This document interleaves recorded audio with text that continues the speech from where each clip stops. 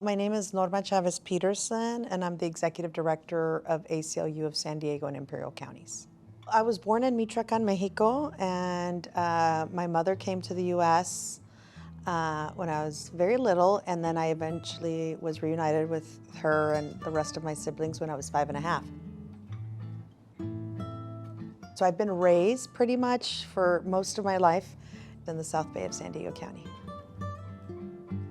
I think one of the most significant experiences is being an immigrant and the experience of being an immigrant as a child. I identify as Chicana. My entire identity and education's been in this country, but I've pretty much been raised, not as a daughter of immigrants, but as an immigrant. And so that immigrant experience has really shaped me. I was raised by women. So my mother, there was always a sense, and there's still a sense in her home of how do you help others. We might not have a lot, but we have more than other people. So this idea of compassion has just been obviously foundational for me, and that really comes from my mom. I was also raised by my older sister, Juanita, who passed away. Also worked hard and always centering, family and just being good people. And then my grandmother, my abuelita Feliz. So I think these three women really shaped me.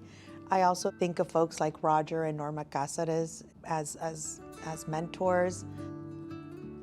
I actually started getting really involved and politicized when I was in junior high school, now known as middle school. And at my junior high school, I worked with friends and we started our first Mecha Club. That's part of when I began. I think I was going through a phase of who am I? How do I fit in the world? What role do I have to play? And I think it was through Mecha that I got a little bit more politicized and started getting invited to rallies.